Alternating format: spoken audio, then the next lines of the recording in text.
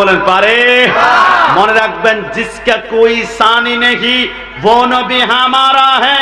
যার কোনো second copy হয় না, যার কোনো দ্বিতীয় কপি হয় না, যার কোনো ফটোকপি হয় না, তিনি হচ্ছেন আমার নবী। একটু মন থেকে বলুন তো, জিকির হবে একমাত্র কার? না না, আরেকটু জবান খুলে বলতে হবে কার? এই শাহাদাত আঙ্গুল উঁচা করে বলতে হবে কার? তিনি কোন? আল্লাহ। والرحمن والرحيم والملك والقدوس والسلام والمؤمن والمهيمن والعزيز والجبار والمتكبر والخالق والباري والمصور والغفار والقهار والوهاب والرزاق والفتاح والعالم والقابل والخافض والرافع والمعز والمذل والسميع والبصير والحكم والواجد والماجد والواحد والأحد والصمد والقادر والمقتدر والمقدم والمؤخر والأول والآخر والظاهر والباطن والولي والمتعالي والتواب والضر والمنتقم والعفو وهو مالك الملك وهو ذو الجلال والإكرام والمقسط والباسط والغني والمغني والنافي والنور والهدي والبديع والرشيد والصبور وهو لا إله إلا الله। দুই হাত তুলে একবার বলি আল্লাহু আকবার। আল্লাহ যে রহমান, এই কথার মধ্যে সন্দেহ আছে? জবান করে সন্দেহ আছে? কে রে ভাই? মাধবপুর, ব্রাহ্মণবাড়িয়া, সিলেট, চুনারুঘাট, হবিগঞ্জে আমাদের ঘরের আশেপাশে পেঁপে গাছ রোপণ করি। ঠিক মতো পানি না দিলে, গোবর না দিলে, সার না দিলে 2 দিন পরে পেঁপে গাছ ডেট মৃত্যুবরণ করে ফেলে। কিন্তু অবাক ব্যাপার, চট্টগ্রামের রাঙ্গামাটি, খাগড়াছড়ি, বান্দরবনে অসংখ্য পাহাড়ে দেখলাম পেঁপে গাছ দেখা যায়, কলা গাছ দেখা যায়, কাঁঠাল গাছ। জীবনে এক ফোঁটা পানি কেউ কোনোদিন দেয় নাই, কেউ না গোবর দেয় নাই, সার দেয় নাই। আল্লাহ আসে কোত্থেকে? আমার আল্লাহ বলে, বান্দা তাহলে শোনো, আপনারা খেয়াল করেছেন মাধবপুরে কিন্তু অসংখ্য জায়গায় তেলাপিয়া মাছের চাষ হয়, পাঙ্গাস মাছের চাষ হয়। ঠিক মতো আমরা খাবার না দিলে 2 দিন পরে মাছ কিন্তু মরে যায়। কিন্তু অবাক ব্যাপার, ইলিশ মাছের কেজি নাকি 1700 টাকা, একদিন খাবার কেউ দিল না। কোরাল মাছের কেজি নাকি 900 টাকা, খাবার দিল না। আল্লাহ আসে কোত্থেকে? আমার আল্লাহ বলে, নোট করে রাখো, প্রত্যেকদিন ফজরের সময় মুয়াজ্জিন যখন আযান দেয়, আসসালাতু খায়রুম মিনান নাওম, ঘুম থেকে নামাজ উত্তম, ওই মুহূর্তে প্রত্যেকটা বান্দার দরজায় আমার আল্লাহ একজন করে ফেরেশতা পাঠায়। ফেরেশতা, তোর কান, তোর হাতের মধ্যে আমি রাজ্জাক রিজিক দিয়ে দিলাম। আমার বান্দা ফজরের সময় নামাজ পড়ার জন্য দরজা খুলবে, ওযু করার জন্য দরজা খুলবে, মসজিদে যাওয়ার জন্য দরজা খুলবে। যখনই দরজাটা খুলবে, তোর হাতের রিজিকগুলা বান্দার ঘরের মধ্যখানে ঢেলে দিয়ে তারপর তুই আসমানে চলে আসবি। ফেরেশতা বলে, আল্লাহ, যারা নামাজ পড়েছে, দরজা খুলেছে, রিজিক তো ঢেলে দিয়ে আসছি, কিন্তু কিছু বান্দা দেখা যায় 6টা বেজে গিয়েছে, দরজা খোলে না, 7টা বেজে গিয়েছে, দরজা খোলে না, 8টা বেজে গিয়েছে, ওযু করে না, 9টা বেজে গিয়েছে, ঘুম থেকে ওঠে না, 10টা বেজে গিয়েছে, ফজর নামাজ পড়ে না। আল্লাহ, তোর রিজিকগুলা কি করব? দরজা যেহেতু নাই খুলে, তো রিজিক তো ঘরে ঢুকাতে পারছি না। আমার আল্লাহ বলে, যা, আমি রাগ হয়ে গেলাম, বান্দাকে রিজিক পাঠিয়েছি, দরজা খুললে বান্দার ঘরে রিজিক ঢুকাবি, কিন্তু বান্দা যেহেতু দরজাই খুললো না, তোর ডান হাতের রিজিকগুলা পাহাড় নিক্ষেপ কর। ওইখান থেকে আল্লাহ পেঁপে গাছ বানায়, কলা গাছ বানায়, জাম গাছ বানায়। আমার আল্লাহ বলে, এই ফেরেশতা, তোর বাম হাতের রিজিকগুলা তুই নদীতে নিক্ষেপ কর। ওইখান থেকে আমার আল্লাহ ইলিশ মাছ উৎপন্ন করে। একটু জবান খুলে বলে সুবহানাল্লাহ। সাগর, নদী আর পাহাড়ে বনে পাখিদের গুনগুন গুঞ্জরণে ভেসে আসে ওই সুমধুর তান, চারিদিকে শুধু আল্লাহর জয়গান। আল্লাহ মহান, আল্লাহ মহান, আল্লাহ মহান, আল্লাহ মহান। কি আল্লাহর নাম নিতে আমাদের কষ্ট হবে? শাহাদাত আঙ্গুল উঁচু করে আল্লাহ মহান, আল্লাহ মহান, আল্লাহ মহান, আল্লাহ মহান। সাগর, নদী আর পাহাড়ে বনে পাখিদের গুনগুন গুঞ্জরণে ভেসে আসে ওই সমুদর তান, চারদিকে শুধু আল্লাহর জয়গান। আল্লাহ মহান, আল্লাহ মহান, আল্লাহ মহান, আল্লাহ মহান। শুনো তুমি মন দিয়ে কোকিলের সুর, শুনতে লাগছে দেখো কত না মধুর। মিষ্টি মিষ্টি ওই দোয়েলের গান, রয়েছে তাহাতে কি সুধা অপরাণ। কোথা পেল তাহারায় সুর অম্লান, জবাব আসবে দিল খোদা মহিয়ান। আল্লাহ মহান, আল্লাহ মহান, শেষবারের মতন। আল্লাহ মহান, আল্লাহ মহান, আল্লাহ মহান। সাগর নদী আর পাহাড় বনে পাখিদের গুনগুন গুঞ্জরণে ভেসে আসে ওই সমুদর তান, চারিদিকে শুধু আল্লাহর জয়গান। নারায়ে তাকবীর, আল্লাহু আকবার, নারায়ে সালাত, ইয়া রাসূলুল্লাহ। আল্লাহর ওলির আদামান, আল্লাহর ওলির আদামান। সবার সভাপতি আপনাদের সকলের সুপরিচিত হযরত মাওলানা কারি আব্দুল কাদের খান সাহেব, সবাই জবান খুলে উচ্চ আওয়াজে একবার বলি মারহাবা। বিশেষ করে আজকের মাহফিলের সহসভাপতি মণ্ডলী, এই কথা বলে কে? জনাব মোহাম্মদ শাহ আলম মিয়া সাহেব, জনাব মোহাম্মদ বাবুল মিয়া সাহেব, ডাক্তার মোহাম্মদ আব্দুল মালেক সাহেব, এবং আমার পরে যিনি আলোচনা করবেন বাংলার টেকনাফ থেকে তেতুলিয়া, রূপসা থেকে পাথরিয়া, লক্ষ লক্ষ যুবকের প্রাণ স্পন্দন আমার সম্মানিত বড় ভাই দুল্ল হাফেজ কারি মাওলানা মুফতি গোলাম কিবরিয়াল কাজী সাহেব, সবাই জবান খুলে আরেকবার বলে মারহাবা। আমাকে বলেছে রসুলের শান, রসুলের মান, রসুলের ইজ্জত, রসুলের শান আলোচনা করার জন্য। আমি কি 30, 40, 50 মিনিট ঘন্টাখানিক যদি আলোচনা করি, আপনাকে আমার উপর খুব কষ্ট পেয়ে যাবেন? আমাকে ফেলে কি আপনারা চলে যাবেন? আসুন দেখুন, আমরা প্রথমে জানতে চাইব আল্লাহ আপনার পরিচয় কি। আমার আল্লাহ বলে আমার পরিচয় পেতে হলে তোমরা জানো, কোরআনের মাধ্যমে আমার আল্লাহ পরিচয় দিচ্ছেন, নাহনু আকরাবু ইলাইহি মিন হাবলিল ওয়ারিদ। আমি আল্লাহ থাকি প্রতিটা বান্দার শাহী রগের নিকটে। আল্লাহ আপনার পরিচয় পেলাম, কিন্তু আপনার বন্ধুর পরিচয় কি একটু দিবেন? আমার আল্লাহ বলে আমার বন্ধুর পরিচয়টা কোরআন থেকে নাও। আন-নাবিয়্যু আওলা বিল মুমিনিনা মিন আনফুসিহিম। আমি আল্লাহ থাকি শাহী রগের নিকটে, আর আমার বন্ধু থাকে তোমাদের কলিজার চাইতে আর নিকটে। একটু জবান খুলে বলে সুবহানাল্লাহ। আল্লাহ বুঝলাম না, আপনি হলেন শাহী রগ, বন্ধুকে ডাইরেক্ট কলিজাটা দিয়ে দিলেন কেন? আমার আল্লাহ বলে তোমার শাহী রগ যদি কেটে যায়, ঢাকা স্কয়ার অ্যাপোলো ল্যাবেড হসপিটালে গিয়ে তুমি অপারেশন করে সুস্থ হওয়ার সুযোগ আছে, কিন্তু তোমার হৃদয় যদি একবার ধাক্কা লাগে তুমি হার্ট অ্যাটাক করবা। হার্ট অ্যাটাক করলে আর কিন্তু বাঁচার সুযোগ নাই।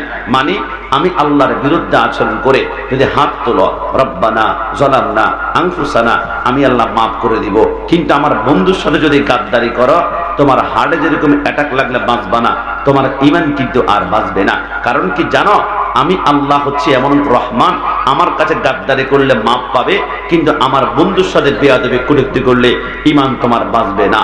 খোদা पकड़े तो छोड़ा ले मोहम्मद, मोहम्मद पकड़े तो छोड़ा कोई नहीं सकता।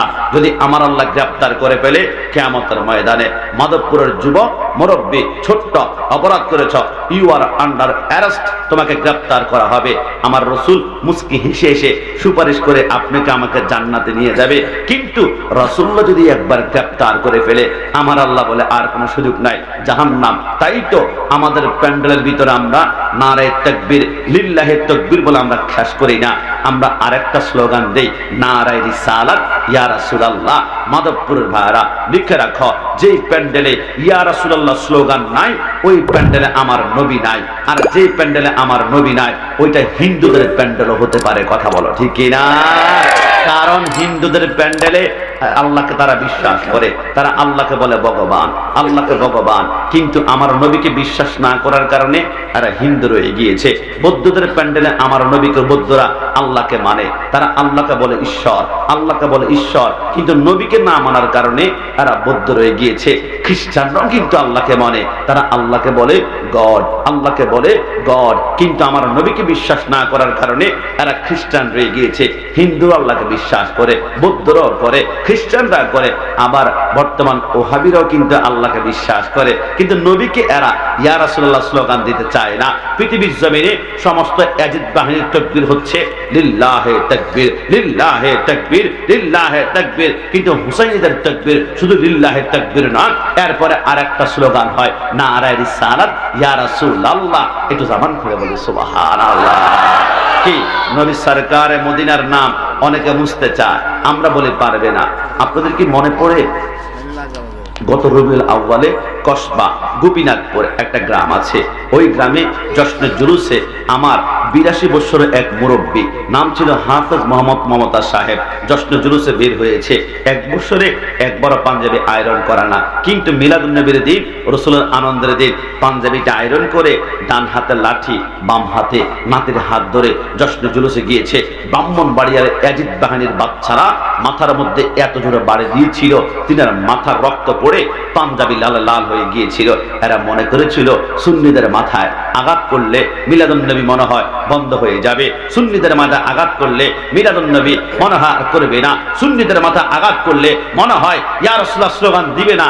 কিন্তু এরা জানে না সুন্নিরা ইয়াজিদি নয়, সুন্নিরা হচ্ছে হুসাইনি। হুসাইনিরা কারবালায় রক্ত দিয়েছে, মাধবপুরে আবার রক্ত দিবে, কিন্তু হুসাইনিরা রক্ত দিতে প্রস্তুত আর ইয়াজিদরা রক্ত নিতে প্রস্তুত। তবে মনে রাখো, যত যাবে রক্ত সুন্নি হবে শক্ত। ডান হাত তুলে বলা ঠিক কি না?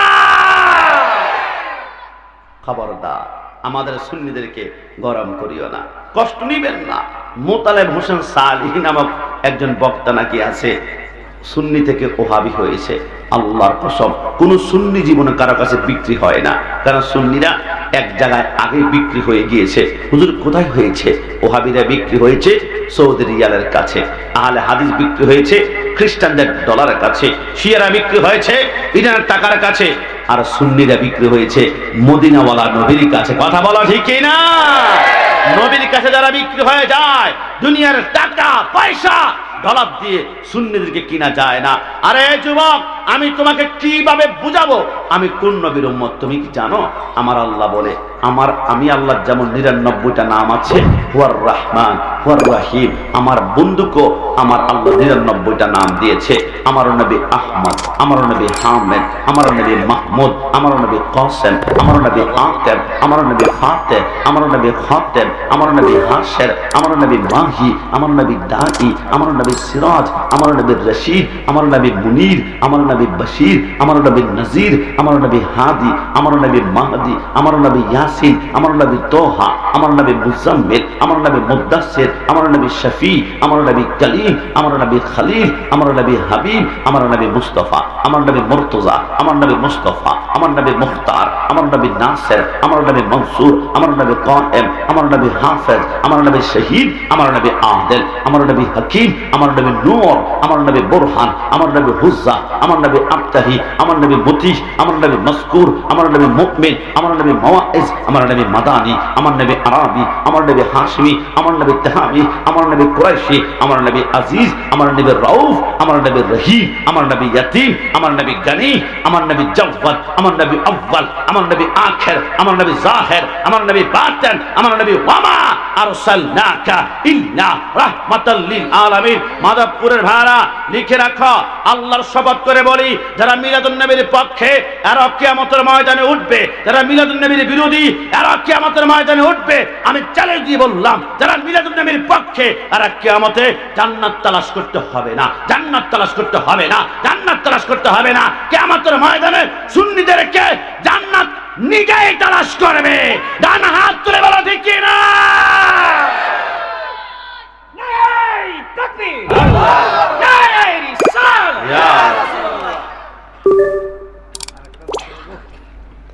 আমার ভাইরা, সুন্নিদেরকে মনে করেছিল সংখ্যায় কম, আমরা সংখ্যা কম হতে পারি, কারণ হুসাইনের কারবালা জমিনের সংখ্যা কমই ছিল। তবে সংখ্যা কম হোক আর বেশি হোক দেখার বিষয় নয়। যাদের অন্তর নবীর প্রেম আছে তারা নিশ্চিতভাবে জান্নাতি, এই কথার মধ্যে কোনো সন্দেহ আছে। যতক্ষণ এই দেহেতে প্রাণ আমি গেয়ে যাব নবীর গুণগান, যত দিকে না বাধা ইবলিস শয়তান, যত দিকে না বাধা ইবলিস শয়তান, আমি গেয়ে যাব নবীর গুণগান। বলুন না, আমি গেয়ে যাব নবীর গুণগান, আমি গেয়ে যাব এর গুণগান। কেউ করবে সুনাম, কেউ করবে বদনাম, আমি গেয়ে যাব নবীর গুণগান। ডান হাত তুলে বলো ঠিক কিনা? কেউ করবে সুনাম, কেউ করবে বদনাম, আমি গেয়ে যাব নবীর গুণগান। খোদা তুমি মোর রব, খোদা তুমি মোর রব, মোর নবী মোর সব, আমি গেয়ে যাব নবীর গুণগান, আমি গেয়ে যাব নবীর গুণগান। যত দিকে না বাধা, যত দিকে না বাধা ইবলিস শয়তান, আমি গেয়ে যাব নবীর গুণগান। শেষবারের মতন আমি গেয়ে যাব এর গুণগান, আমি গেয়ে যাব নবীর গুণগান। শানে রিসালাতের আলোচনা শুনতে হলে প্রথমে আমি আপনাদেরকে ছোট্ট একটা প্রশ্ন করব, সবাই আমাকে মন থেকে জবাব দিবেন। বলুন তো, জীবনে একবার হলো মদিনা যেতে মন চায় কি চায় না? দুই হাত তুলে বলতে হবে চায় কি না? हमने हमने हमने माना कि जन्नत बहुत है हंसी, छोड़कर हम मदीना न जाए कहीं, यूं तो जन्नत में सब है मदीना नहीं, मदीना में जन्नत मौजूद है। आशिक बोले, আমাকে যদি প্রশ্ন করা হয় তোমার এক পাশে জান্নাত এক পাশে মদিনা, তুমি কোথায় যাবা? আমি এক কোটিবার বলবো আমি জান্নাতে নয়, আমি জীবনে একবার মদিনায় যেতে চাই। জান্নাতে নয়, জীবনে একবার মদিনায় যেতে চাই। কিরে তুই জান্নাতে কেন যাবি না? বলে না, জান্নাত অনেক সুন্দর, জান্নাতুন তাজরি মিন তাহতিয়াল আনহার। সেইখানে গেলে চারটা নহর পাওয়া যাবে, একটা দুধের নহর, একটা শরাবের নহর, একটা মধুর নহর, আর একটা হচ্ছে ইন্না আতাইনাকাল কাউসার। তো কাউসারের কি বুঝলাম না, এত সুন্দর বর্ণনা। বলে হ্যাঁ, কাউসারের মালিক যদিও মদিনাওয়ালা। রসুল বলে আমি কিন্তু হাউজে কাউসার বন্টন করব না। রসুল কে করবে? আমার রসুল বলে হাউজে কাউসার বন্টন করবে আমার ডানে একজন যুবক আর বামে আরেকজন যুবক। এই দুইজন যুবককে মৃত্যুর আগ পর্যন্ত মোহাব্বত যদি করতে পারো তো হাউজে কাউসার নিশ্চিত। নবী এরা কারা? এরা কারা? এরা কারা? ওই দুইজন যুবকের নাম একটু বলুন না যারা হাউজে কাউসার বন্টন করবে। নবী আমার বলে একজন হাসান আরেকজন ইমাম হুসাইন। এটা জবান খুলে বলে সুবহানাল্লাহ। তুমি জান্নাতের এত সুন্দর বর্ণনা দিয়েছ, তারপরও জান্নাতে যাবে না কেন? বলে না না, একদম লিখে দেখো জান্নাত অনেক সুন্দর, তবে আমি জান্নাতে যাব না এই কারণে, কারণ জান্নাতে মদিনা পাওয়া যায় না, জান্নাতে মদিনা পাওয়া যায় না, জান্নাতে মদিনা পাওয়া যায় না। কিন্তু মদিনায় গিয়ে দেখলাম একটা জায়গা আছে, মা বাইনা ওয়া বাইতি মিম্বারি রাউসাতুম মিন রিয়াজিল জান্নাহ। মদিনায় গিয়ে দেখলাম ওইখানে একটা জায়গা আছে রিয়াজুল জান্নাহ, মানে জান্নাতের টুকরা, যেখানে সরকারে মদিনা এখন শায়িত রয়েছে। আমি চিন্তা করলাম মদিনায় গেলে তো জান্নাত এমনিতেই পাওয়া যায়, এমনিতেই পাওয়া যায়। তোমরা কি মনে করেছ মদিনায় শুধু জান্নাতের আশা যাব? আরে না, মদিনায় গেলে শুধু জান্নাত নয়, জান্নাতের মালিক মদিনাওয়ালা নবীকেও পাওয়া যায়। ধরে বলি সুবহানাল্লাহ। ওই নবীর প্রেম। আল্লাহু আকবার। ইয়া রাসূলুল্লাহ, ইয়া সেই জন্য আমি মদিনা যাব। এই জন্য আমরা বলি জীবনে একবার মদিনায় যেতে চাই, জীবনে একবার মদিনায় যেতে চাই। আরে মদিনায় যাবো নাই বা কেন? কারণ মদিনার ব্যাপারটা তো আপনি এখন ক্লিয়ার না। বলুন তো, আমাদের মাধবপুর জায়গাটার নাম কি? পরমানন্দপুরে। আমাদের মসজিদে ইমাম সাহেবকে জিজ্ঞেস করবেন, হুজুর মসজিদের ভিতরে সবচেয়ে শ্রেষ্ঠ মুসল্লিকে? আপনাকে বলবে যিনি ইমাম সাহেবের পিছনে বরাবর দাঁড়াবেন উনি হচ্ছে শ্রেষ্ঠ মুসল্লি। এরপর ডান দিকে, এরপর বাম দিকে, এরপর ডান দিকে, এরপর বাম দিকে। কিন্তু মদিনার জমিনে সবচেয়ে শ্রেষ্ঠ মুসল্লিকে জানেন? ইমাম সাহেবের একদম বামে যিনি সর্বশেষ আছেন ইনি হচ্ছে শ্রেষ্ঠ মুসল্লি। কারণ কি? কারণ হচ্ছে ওই বামের মুসল্লি থেকে রাসূলুল্লাহর রওজাটা সবচেয়ে নিকটবর্তী। একটু দামান খুলে বলে সুবহানাল্লাহ। মানে যেই মুসল্লি রাসূলের রওজার সবচেয়ে বেশি কাছে এটা হচ্ছে শ্রেষ্ঠ মুসল্লি। আর আপনি এখনো বুঝতে পারেন না আমি কোন নবীর কথা বলছি। রাসূল মসজিদের নববীর যে মিম্বরের মধ্যে দাঁড়িয়ে খুতবা দিতেন, আমাদের খতিব সাহেবরা খুতবা দেয় প্রথম সিঁড়ির মধ্যে দাঁড়িয়ে, দ্বিতীয় সিঁড়ির মধ্যে বসে। তৃতীয় সিঁড়িতে আমরা বসি না, কম বসি। কারণ কি? তৃতীয় সিঁড়িতে রাসূলুল্লাহ বসতেন, দ্বিতীয় সিঁড়িতে রাসূলের কদম রাখতেন। তো রাসূলের কদম যেখানে রাখি ওইখানে আমরা বসি। কারণ রাসূলের কদম গুলা আমাদের সুরমা আমরা বেশি বানাতে পছন্দ করি। কিন্তু আল্লাহর শপথ, রাসূল যেইখানে দাঁড়াতেন কিয়ামতের ময়দানে রাসূলের কদমের নিচ থেকে এমন একটা পানির ফোয়ারা বের হবে, এমন একটা ঝর্ণা বের হবে, ওই পানির ফোয়ারা এক ফোঁটা তার জিহ্বার মধ্যে লাগবে, কিয়ামতের ময়দানে 50,000 বছর তৃষ্ণা লাগবে না, তৃষ্ণা লাগবে না, তৃষ্ণা লাগবে না। আর রাসূলের কদমের নিচ থেকে যে পানির ঝর্ণা বের হবে এটার নামই হচ্ছে হাউজে কাউসার। যদি বলে সুবহানাল্লাহ। মাধবপুরের ভাড়া নবী নাকি আমার মতো তোমার পানির নিচে পানি লাগলে মানুষ খেতে চায় না, নোংরা ফেলে দে। কিন্তু রাসূলুল্লাহর কদমের নিচ থেকে যেটা বের হয় ওইটা হয়ে যায় এমন পানি যেটা পান করলে জীবনে তৃষ্ণাই লাগে না। ওই নবীকে আমার মতন বললে ঈমান কখনো থাকতে পারে না। জবান খুলে বলেন পারে। মনে রাখবেন, জিসকা কোই সানি নেহি वो नबी हमारा है। যার কোনো সেকেন্ড কপি হয় না, যার কোনো দ্বিতীয় কপি হয় না, যার কোনো ফটোকপি হয় না, তিনি হচ্ছেন আমার নবী না। আপনাদেরকে আমি এইভাবে বোঝাই, আম্মাল ইয়াতীমা ফালা তাকহার।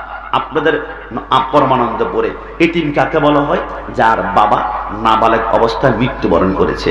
আপনি কি মনে করেছেন নবীর ব্যাপারে এতিম মানে রাসূলের আব্বা মরে গিয়েছে এটা এতিম? না না, আমার বেলা হচ্ছে আমার আব্বা নাবালেগ অবস্থায় মরে গিয়েছে, আমাকে এতিম বলা হয়। আর রাসূল এতিম মানে রাসূলের মতো কেউ হতে পারে না। একটু জবান খুলে বলে সুবহানাল্লাহ। যেমন আপনাকে আমি বোঝাই, আল্লাহর হাবিব সরকারে মদিনা রাস্তা দিয়ে যখন হাঁটতেন রাসূলুল্লাহর শরীর মুবারকের ছায়া আমার আল্লাহ জমিনে ফেলতেন না। আল্লাহ কেন? আমার আল্লাহ বলে রাসূলের যদি শরীর মুবারকের ছায়া জমিনের মধ্যে পড়ে, কেউ যদি ভুলে রাসূলুল্লাহর ছায়া মুবারকের মধ্যে একবার কদম লাগায়, তামাম দুনিয়াকে আমি আল্লাহ জ্বালিয়ে পুড়িয়ে আঙ্কার করে ফেলবো। কারণ রাসূলের ইজ্জতে একটু আঘাত আমি রাসূলুল্লাহ আল্লাহ সহ্য করতে পারি না। রাসূল যে আমার মতো নয়। আমি আপনাকে আরেকটু বুঝাই, আমি কাশিমি যে গর্ভ থেকে এসেছি, আমার আম্মার গর্ভ থেকে আমার আরো 4 ভাই এসেছে, আমার বোন এসেছে। কিন্তু রাসূলুল্লাহর আম্মা গর্ভ থেকে রাসূল ছাড়া কোন সন্তান দুনিয়া জমিনে আল্লাহ দেন নাই। আল্লাহ কেন দেন নাই? আমার আল্লাহ বলে, আরে বোকা, রাসূলের আম্মার গর্ভ থেকে যদি একটা ছেলে অথবা একটা মেয়ে আসে, কেউ রাসূলকে বলবে ছোট ভাই, কেউ বলবে বড় ভাই, কেউ বলবে ছোট ভাই, কেউ বলবে বড় ভাই। রাসূলকে ভাই বললে আমি আল্লাহ বরদাস্ত করতে পারি না। যেখানে রাসূলকে আমি আল্লাহ কোরআনে ডেকেছি ইয়াসিন, তোহা, মুজাম্মিল, মুদ্দাসির, রাসূলকে আল্লাহই নাম ধরে ডাক দেয় না। আর তুমি ছোট ভাই বড় ভাই বলবে, খবরদার। রাসূলকে কি বলে ডাকবা জানো? সিদ্দিক আকবর থেকে শিখবা। সিদ্দিক আকবর বলে, আমি আমার কন্যাকে রাসূলুল্লাহর কাছে বিবাহ দিয়েছিলাম। রাসূলুল্লাহর কাছে বিবাহ দেওয়ার পরে ইচ্ছে করলে সিদ্দিক আকবর রাসূলকে ডাকতে পারতেন, জামাই বাবু কেমন আছেন? কিন্তু জামাই বাবু ডাকে না, ডাকে ইয়া রাসূলুল্লাহ, ইয়া হাবিবাল্লাহ। আল্লাহর কসম, ফারুক আজমের কন্যা হযরত হাফসাকে রাসূলুল্লাহর কাছে বিবাহ দেওয়া হয়েছিল। ইচ্ছে করলে ফারুক আজম বলতে পারতো, জামাই বাবু কেমন আছেন? জামাই বাবু ডাকে না, ইয়া রাসূলুল্লাহ, ইয়া হাবিবাল্লাহ। হযরত ওসমান ওসমানের কাছে রাসূলুল্লাহর দুইজন কন্যাকে বিবাহ দিয়েছিল। ইচ্ছে করলে হযরত ওসমান বলতে পারতো, শ্বশুর আব্বা কেমন আছেন? শ্বশুর আব্বা ডাকে না, ইয়া রাসূলুল্লাহ, ইয়া হাবিবাল্লাহ। হযরত ফাতেমাকে মাওলা আলীর কাছে বিয়ে দিল। মাওলা আলী ইচ্ছে করলে বলতে পারে, শ্বশুর আব্বা কেমন আছেন, কিন্তু শ্বশুর আব্বা ডাকে না, রে বাবা ডাকি ইয়া রাসূলুল্লাহ। সাহাবায়ে কেরাম শিখিয়েছে রাসূলকে ডাকবা ইয়া রাসূলুল্লাহ, ইয়া হাবিবাল্লাহ, ইয়া নবী আল্লাহ। আর ওদের প্যান্ডেলে ইয়া রাসূলুল্লাহ বললে বলে ফালতু স্লোগান বন্ধ করো। যেই প্যান্ডেলে ইয়া রাসূলুল্লাহ চলতে দেওয়া হয় না, ওই প্যান্ডেলে নবী থাকতে পারে না। কিন্তু আমাদের পরমান্নপুরে একজন আশিক রাসূল হুসাইনি থাকতে ইয়া রাসূলুল্লাহ স্লোগান কোন বাপের বেটা বন্ধ করতে পারবে না। ডান হাত তুলে বলা ঠিক কি না? নারাই তাকবীর, আল্লাহু আকবার, নারাই সালাত, ইয়া রাসূলুল্লাহ, আহলে সুন্নাত ওয়াল জামাত জিন্দাবাদ জিন্দাবাদ। হযরত মাওলানা গোলাম রব্বানী কাসেমী সাহেবের আগমন, শুভেচ্ছা স্বাগত। হযরত মাওলানা গোলাম রব্বানী কাসেমী সাহেবের আগমন, শুভেচ্ছা